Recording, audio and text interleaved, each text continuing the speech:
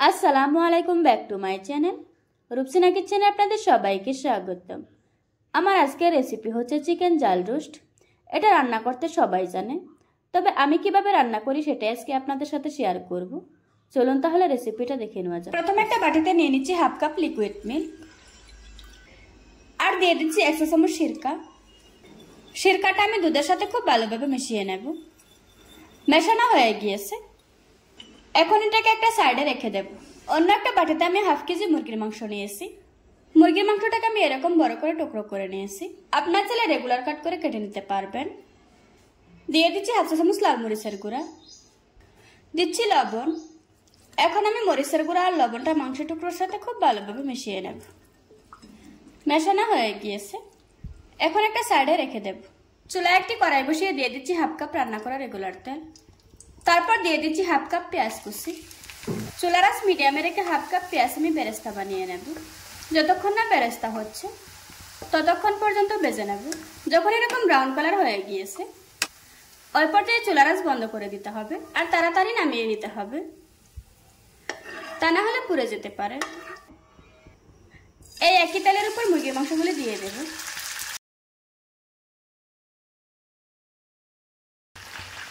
আর এপাশ ওপাশ করে হালকা ভেজে নেব। খুব বেশি ভাজতে হবে না, হালকা ভেজে নিলেই হয়ে যাবে। বেশি ভাজলে চিকেনগুলি শক্ত হয়ে যাবে। আমি চিকেনগুলি হালকা ভেজে নিয়েছি, এখন একটা প্লেটে তুলে নেব।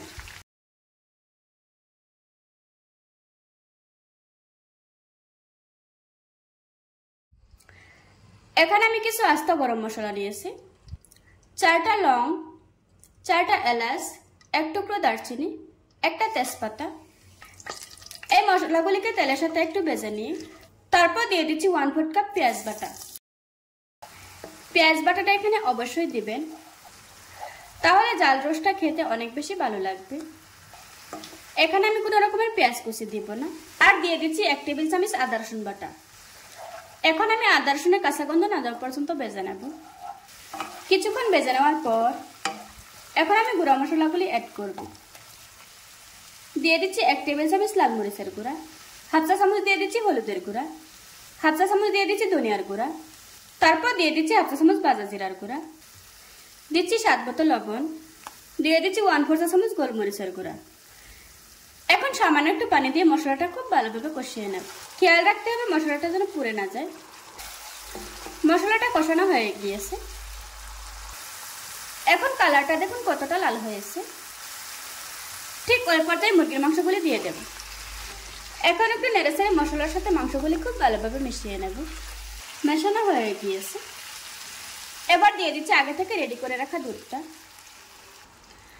দিয়ে দিচ্ছি কিছু পেঁয়াজ বেরেস্তা, দিচ্ছি 4টা কাঁচামরিচ।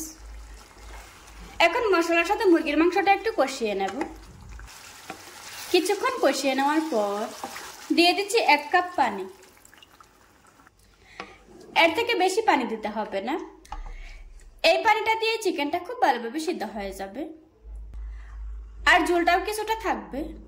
ঝোলটা কিন্তু এত বেশি টানিয়ে ফেলা যাবে না, তা না হলে এই রোস্টটা খেতে ভালো লাগবে না। এবার ঢাকনা দিয়ে দেখে কিছুক্ষণ রান্না করে নেব। এই পর্যায়ে চুলার আঁচ মিডিয়ামে রাখতে হবে। ঢাকনাটা খুলে মাঝে মাঝে নেড়ে দিতে হবে। আবারও ঢাকনা দিয়ে দেখে কিছুক্ষণ রান্না করে নেব। ফিরে এলাম কিছুক্ষণ পর। এখন মাংসগুলি খুব ভালোভাবে সিদ্ধ হয়ে গিয়েছে। এবার দিয়ে দিচ্ছি 1 চা চামচ ঘি, আর দিয়ে দিচ্ছি কিছু পেঁয়াজ বেরেস্তা। আমাদের চিকেন রোস্ট রান্না করা হয়ে গিয়েছে। এবার আমি চুলা থেকে নামিয়ে নেব। দেখুন বন্ধুরা, আমার চিকেন রোস্টটা রান্না করা হয়ে গিয়েছে। আশা করছি আজকের এই সহজ রেসিপিটা আপনাদের কাছে ভালো লাগবে। ভালো লাগলে আমার চ্যানেলটা সাবস্ক্রাইব করে পাশে থাকা বেল বাটনটি অন করে রাখবেন। আবারও কথা হচ্ছে নতুন কোনো ভিডিওতে। ততক্ষণ সুস্থ থাকবেন, ভালো থাকবেন। আল্লাহ হাফেজ।